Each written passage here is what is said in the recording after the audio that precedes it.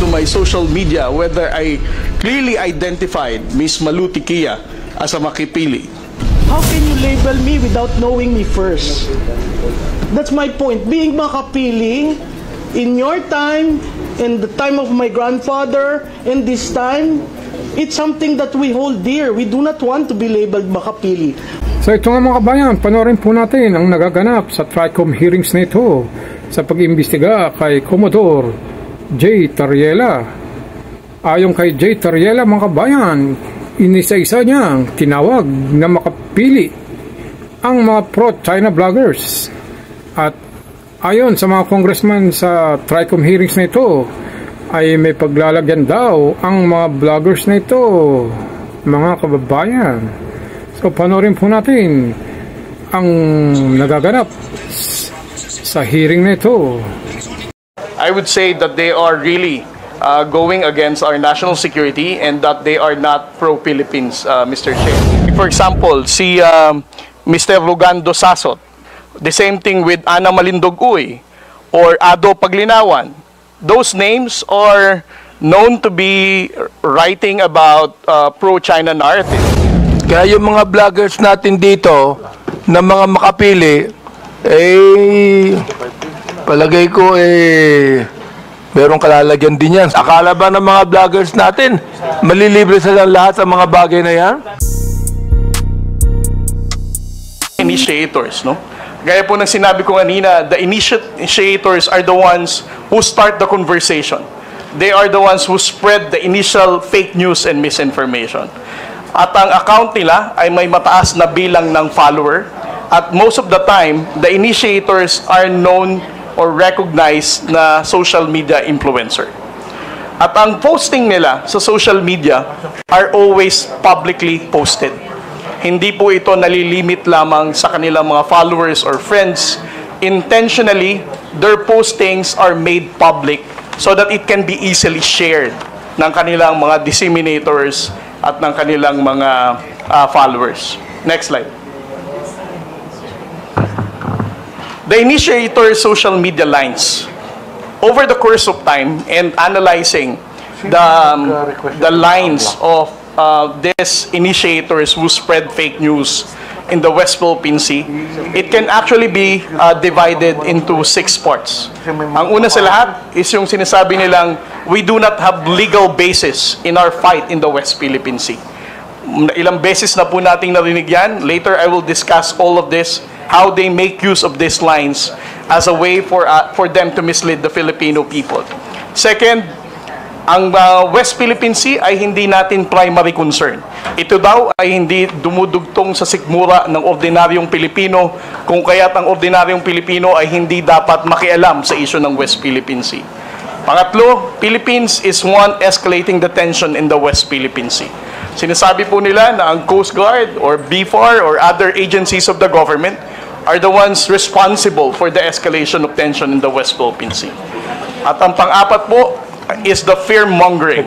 Ang pananakot po sa ating mga kababayang Pilipino na kapag patuloy nating tinindigan ang laban natin sa West Philippine Sea, ay magkakaroon po ng gera. At ang panglima po, ang Philippines is only dictated by the United States. Ilang beses na rin po nating narinig ito na ang nangyayari sa West Philippine Sea ay galing lamang po sa pag-uudyok ng Estados Unidos. And the last part is that the West Philippine Sea spokesperson, kasama ko po si Jonathan Malaya at ang iba pong mga akademya na dumidepensa sa paninindigan natin sa West Philippine Sea, has always been a victim of disinformation and fake news. Next slide, sir.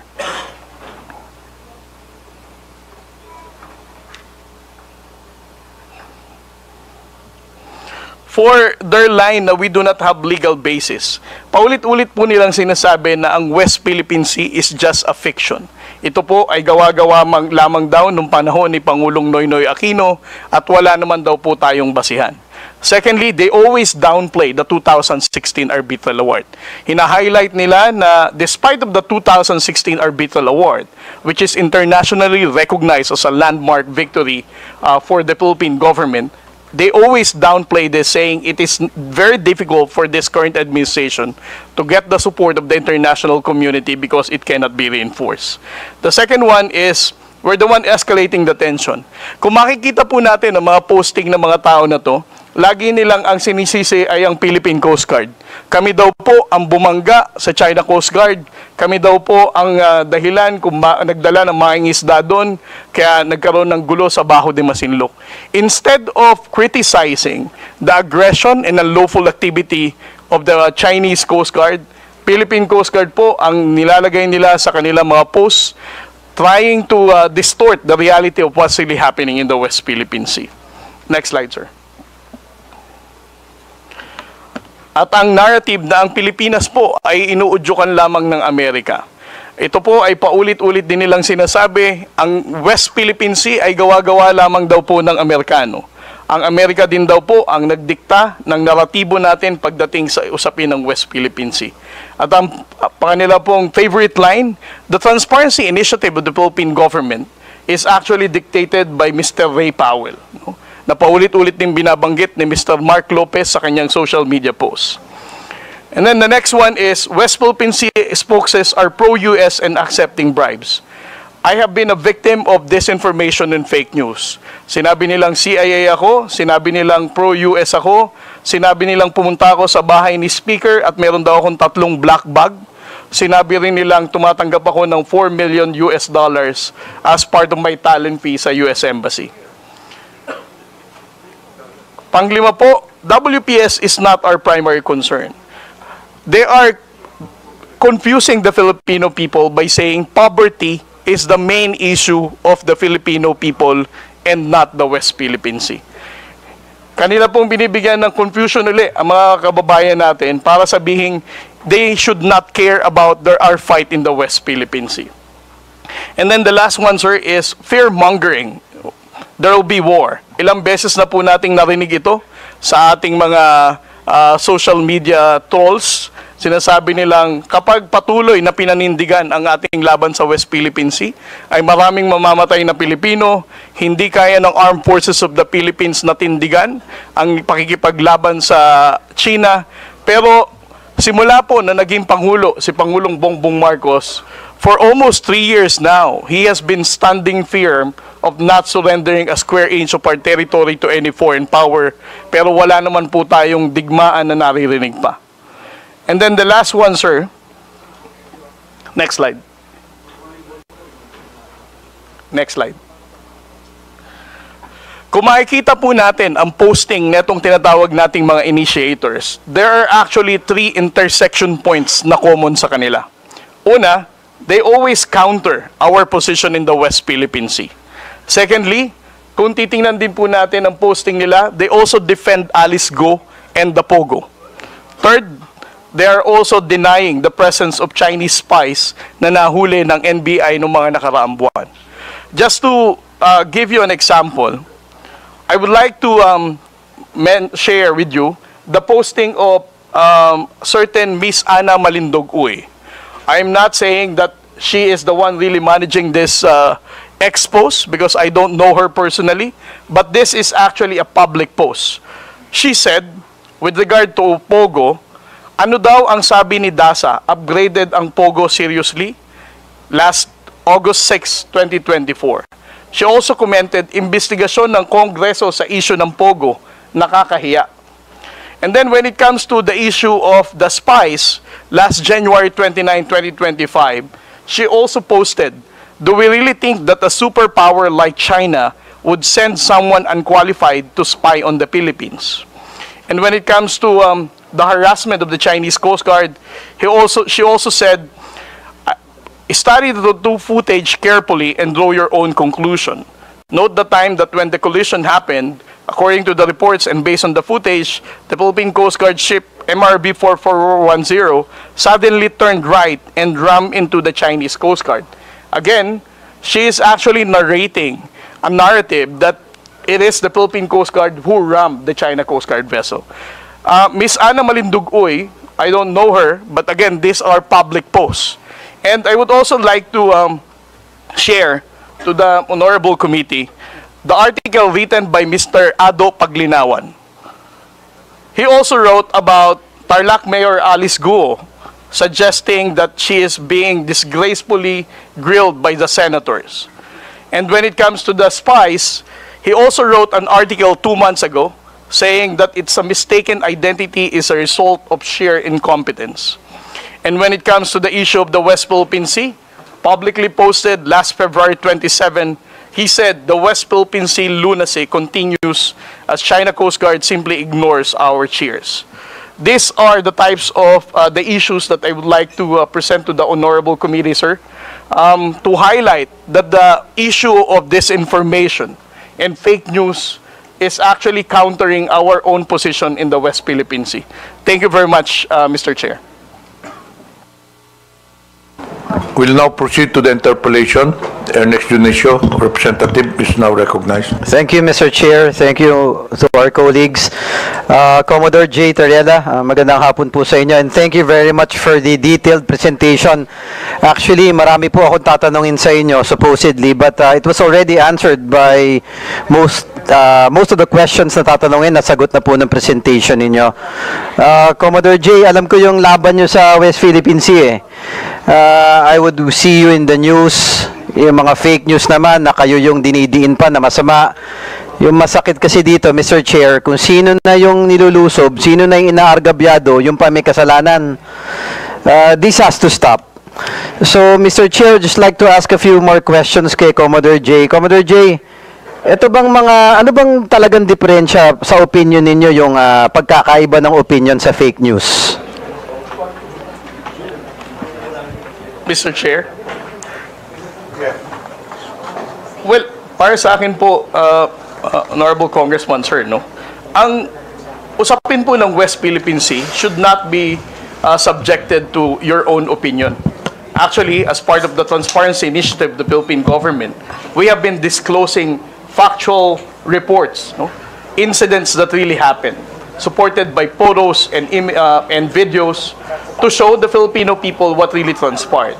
So if you are a blogger or a social media influencer trying to counter such narrative, I think we should understand everybody is entitled for their own opinion, but disclose countering a factual narrative of what really transpired with regard to our own national security is really a concern.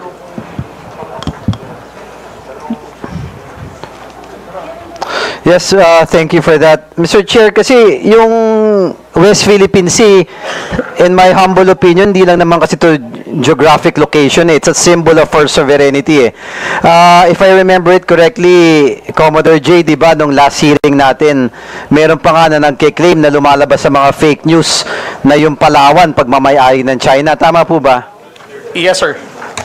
Yeah, it's very alarming, Mr. Chair, lahat ng nangyayari na to eh. So, alam ko nag-imbestiga na kayo dito, Sir Commodore J. Ano po ba mga naobserbahan nyo? You mentioned kanina mga initiators. Ano ba to? Mga Pilipino ba to? Chinese? Or we don't know for certain? Well, right now, Mr. Chair, what we have are only public posting of social media accounts.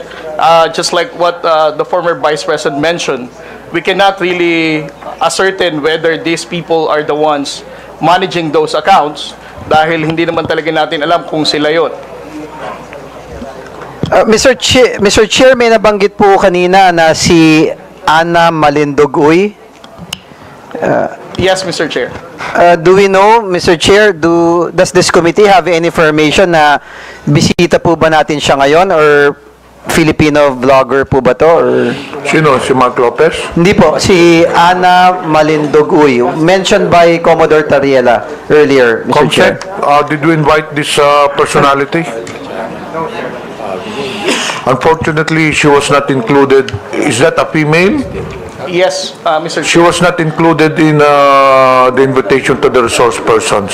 Maybe, Because there- thank you, Mr. Chair. Maybe it would be prudent since Commodore Tariela mentioned some posts that are very detrimental for our sovereignty and for the safety and security for our country, that probably this individual, be it true or not, we can try to find out through the committee and have this person invited and probably shed more light to the posts that was shared by Commodore Tariela, Mr. Chair. Comsec, please take note. This individual will be invited for the next hearing. Moving on, Mr. Chair, yung 2016, as mentioned by Commodore Tariela, yung arbitral award, in my humble opinion, ito napakalinaw na na pagmamayari ng bansa natin yung kinokontest ng ibang bansa What I don't understand is bakit kinokontra pa to. Commodore Triella, ang gusto ko lang malaman, meron po ba tayong specific Filipinos identified who are, masasabi natin na pro-China?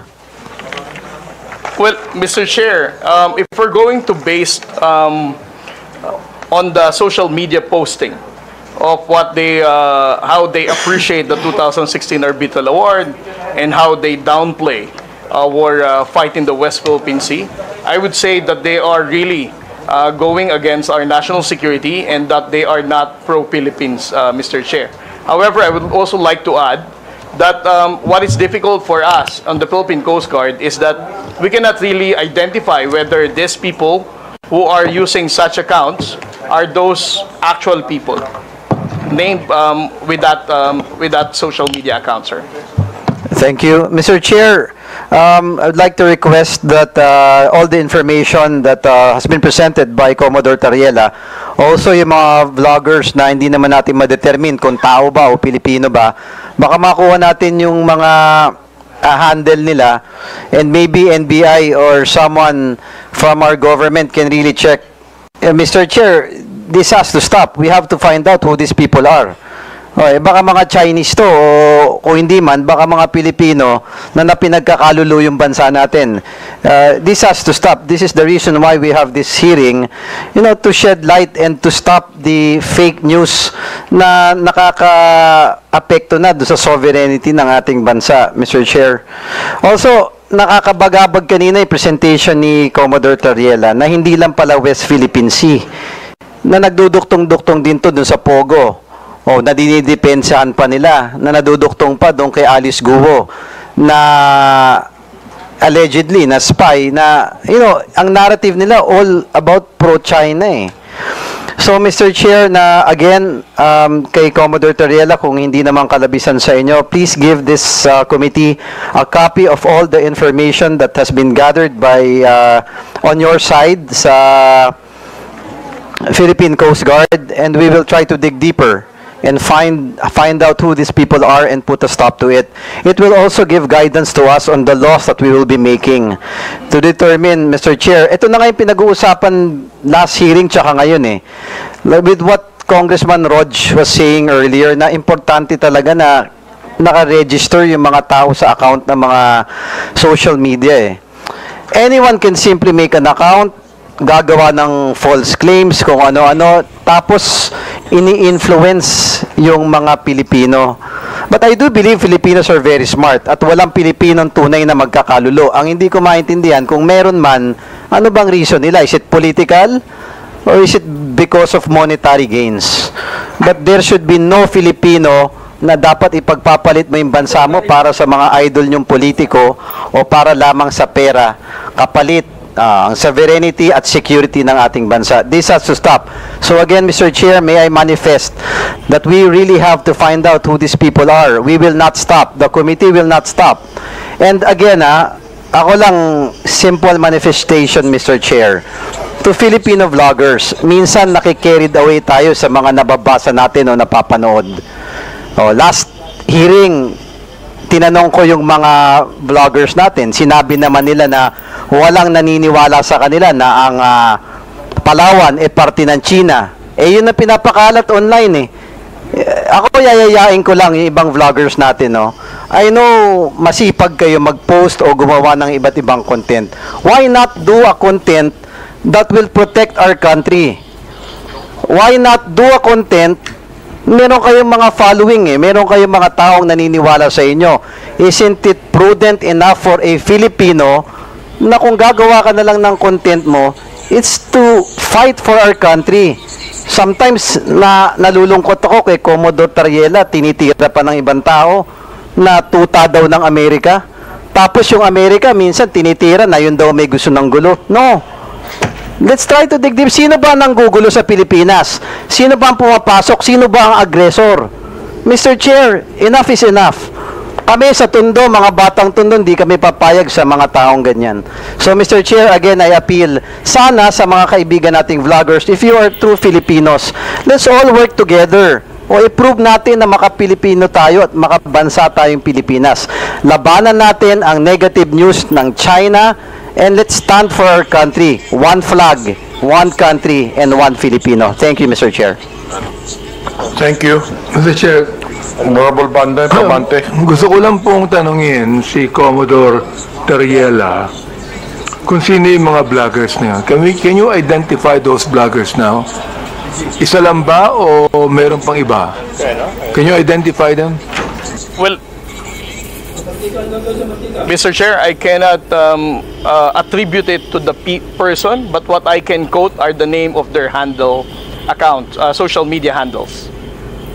I cannot attribute it to a person, but I can attribute it to a social media account. So, ano mong ibig sabihin? Because as I said, Mr. Chair, hindi naman natin alam kung sila talaga yung may-ari na account, but alam ko na yung pangalan na account. Like for example, si Mr. Rugando Sasot. We don't know whether it is really him who is managing his social media account.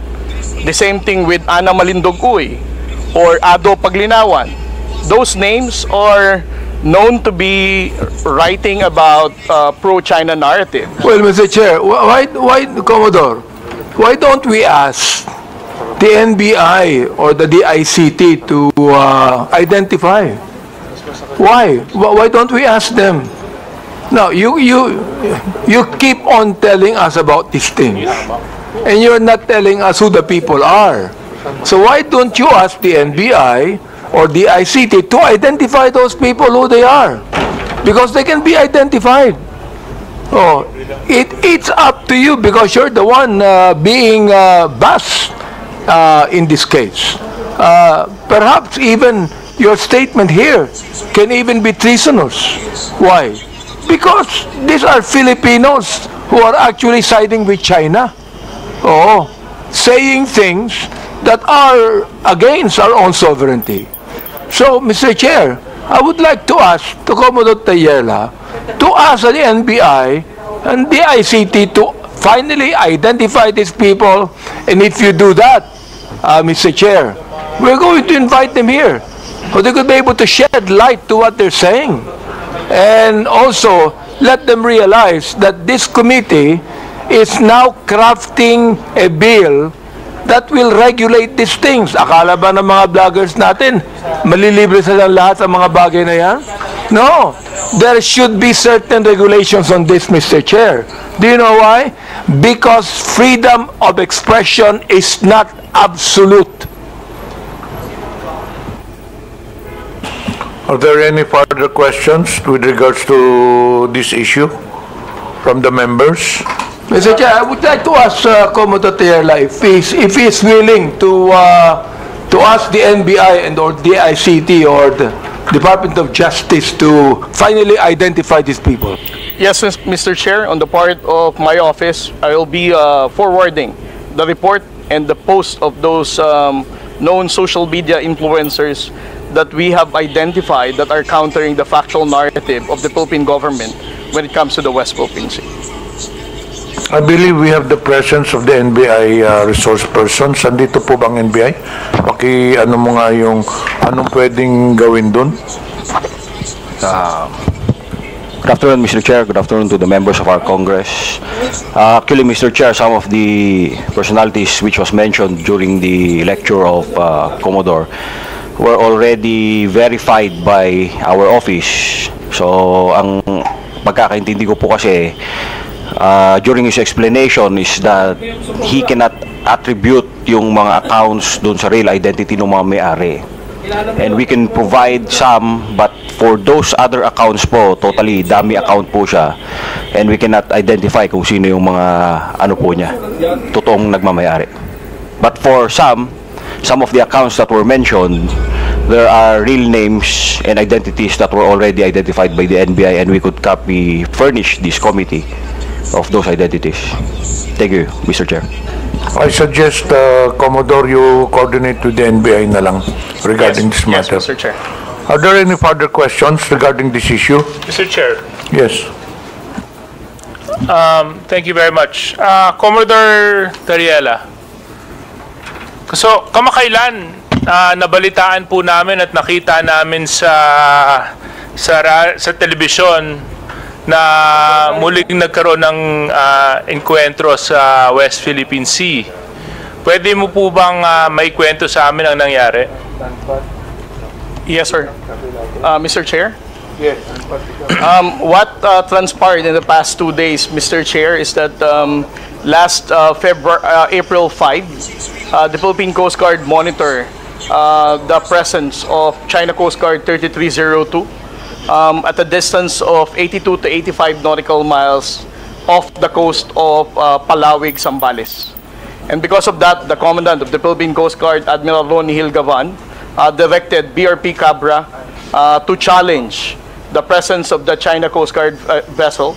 And last April 6, what happened, sir, is when the Philippine Coast Guard vessel was challenging this 99-meter vessel, which is relatively larger than the 44-meter vessel that we have, carried out a dangerous maneuver, attempting to, as if they are going to ram a smaller Coast Guard vessel. But thanks to the seamanship skills and the professionalism of the Coast Guard sailors of the Philippines, we were able to prevent from being rammed by the China Coast Guard. And just yesterday, sir, again, the China Coast Guard 3302 did another dangerous maneuver, attempting to ram the aft, which is the behind of the Philippine Coast Guard vessel, when we were also challenging them yesterday at a distance of 92 nautical miles off the coast of Capones Island, sir. And area is well within our special economic zone, no? Yes, sir. That is well within our own exclusive economic zone. Exclusive economic zone. And ako, Commodore, nung napanood ko po yung video sa TV, the news, talagang nakaramdam ako ng konting galit kasi nakita ko yung isang dambuhalang Chinese vessel na palapit ng palapit habang pilit naman tumatakbo yung atin kasi nga baka mabangga at mukhang babanggain talaga. At buti na lang kamo, magaling yung ating mga seafarers nakaiwas. Kung hindi po nakaiwas, ilang kayang Pilipino maapektuhan kung dumating po sa punto na nabangga? Well, we have to understand, sir, na ang barko na to is almost double the size of our BRP Cabra. So you can just imagine the impact nung bilis nung barko na yon sa pagbangga ng mas maliit na barko natin. Parang to describe it, parang isang Wigo na Toyota na kotse binangga ng isang 6x6 truck. So that is the reason why the Philippine Coast Guard has to run away for them not to be rammed by the China Coast Guard. Kung sakali pong nabangga tayo, definitely ang mga crew po ng Philippine Coast Guard vessel ay nasa harm's way na po. At tayo po ngayon siguro ang nagpapanik, how can we be able to rescue our Coast Guard personnel, sir? At tunay pong nakakakulo ng dugo nung nakita ko po to kasi atin po yung lugar eh. Diba? Atin po yung lugar. At dito po sa hearing natin ngayon, napakahalaga po na ma-address po natin yung mga fake news na lumalabas laban sa issue ng West Philippine Sea.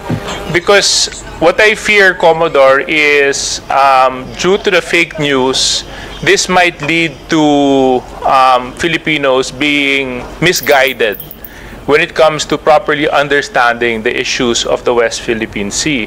Do you agree with me when I say this, Commodore? Yes, sir. I definitely agree with you, sir, that we need to address fake news and disinformation. Dahil kung tataas po ang bilang ng mga fake news and disinformation na yan with regard to the West Philippine Sea, mawawala na pong saysay ang paghihirap ng Armed Forces of the Philippines at ng Philippine Coast Guard na itinataya po nila ang buhay nila para po sa West Philippine Sea. So sa isang bahagi, Commodore, would you agree with me when I say that maaaring isang strategiya to na ginagamit ng isang banyaga laban sa Pilipinas para magkaroon ng confusion sa ating mga mamamayan sa paglaganap ng fake news laban sa Pilipinas sa usapin ng West Philippine Sea.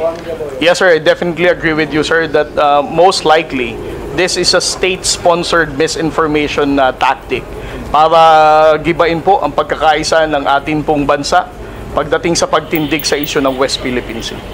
Okay. Thank you very much. Now to our vloggers present. Mr. Chairman, can I get a show of hands kung sino-sino po sila nandito ngayon? Actually, we will proceed on that. Tapusin na lang natin yung kay Tariela. Yeah, patapos na po ako, but critical lang po kasi sa akin yung mga vloggers dito. The social media personality that was mentioned by Commodore Tariela, George Paglinawan, is here. May know where George Paglinawan is? Oh, yan. If you have any questions. He was mentioned by Commodore Tariela kanina. If I may, Mr. Chairman, I am George Ahmed Paglinawan. Mr. Chairman, I think I have the floor. Okay. Yeah. So anyway, Mr. Chair, I just wanted to ask first. I don't have any particular questions to Mr. George. Yung gusto ko lang malaman yung mga vloggers na nandito ngayon. Pakitaas nga ulit yung kamay ninyo. Hindi ko kasi kayo kilala isa-isa eh. Kanina kung susubaybayan po natin yung takbo ng hearing, makikita po natin na napakahalaga po ng papel na ginagampanan ninyo sa paglaganap ng balita at sa mga pangyayari sa ating bansa. And in a certain way and in a certain form, you influence the manner of thinking of certain Filipinos, no? And I'm sure you agree with me that when I say the Philippines is a sovereign country. Now, I just want to find out from the vloggers present, do you condemn what China is doing in the West Philippine Sea? Yes or no? Can you raise your hand? Can I just... All of you? All of you? Yung mga nasa dulo, hindi ko po masyadong... Sorry malabo kasi yung mata ko. Are those vloggers as well at the end? Yes? Do they also... are you also raising your hand? Yes? Okay, so you also condemn what China is doing in the West Philippine Sea. Is this correct? Yes, okay. If so, then, Commodore Tariela, you mentioned na maraming mga disinformation, fake news na lumalabas patungkol sa usapin ng West Philippine Sea. Can you further elaborate on this? Yes, sir. Just like what I mentioned a while ago, sir, no? There are 7 types of narratives that they're saying. Una, wala tayong legal basis. Second, dinidiktahan lang tayo ng Amerika. Pangatlo, Pilipinas ang gumugulo sa West Philippine Sea. Pang-apat, ito ay hindi ito priority ng ordinaryong Pilipino. At pang-lima, ang mga spokesperson natin are actually receiving bribe from the government and even the US government. Okay. So, is Mr. Mark Lopez present? No. And Comsec, can we check if Mr. Mark Lopez is present? Because I remember in our last hearing, he was very opinionated about this issue. Comsec?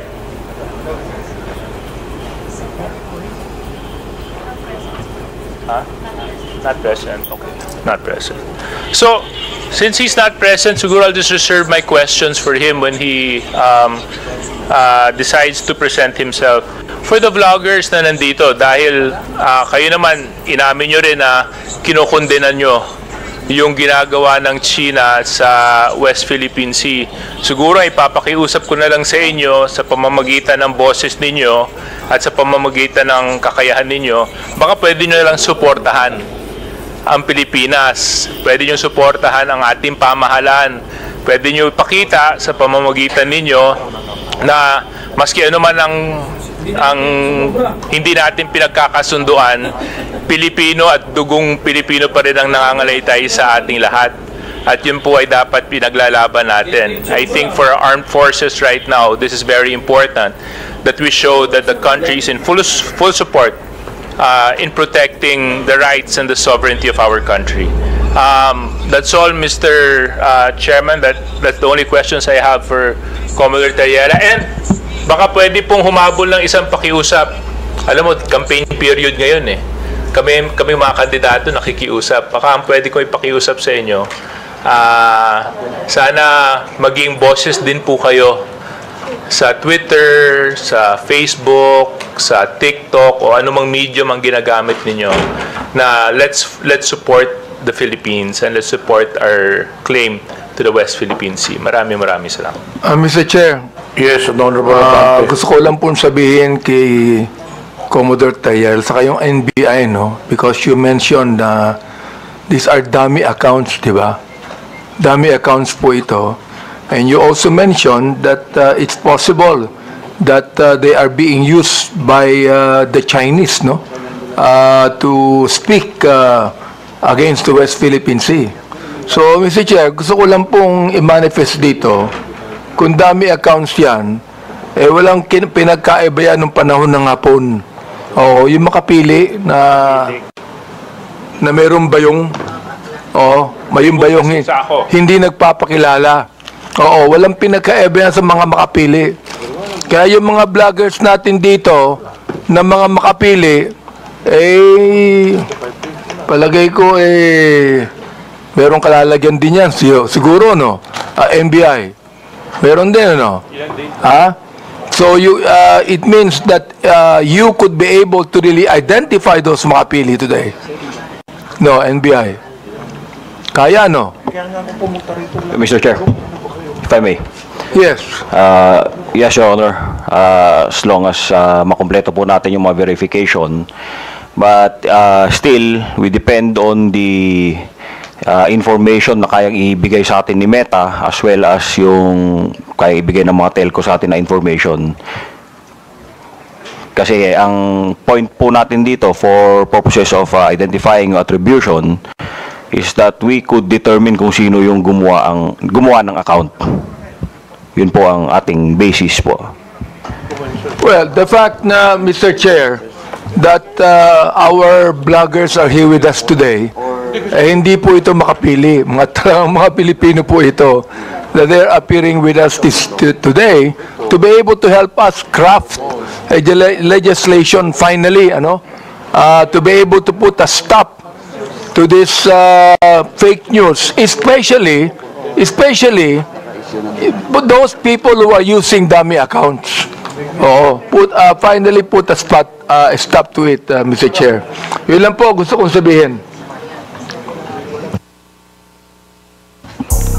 So ganun nga mga kabayan, ayon kay Commodore J. Tariela, talagang tinawag niyang makapili ang mga pro-China vloggers. At ayon naman sa mga vloggers ay sila ay hindi pro-China, sila naman ay talagang pro-Philippines. Comment lang po kayo sa inyong mga reaksyon sa video na ito.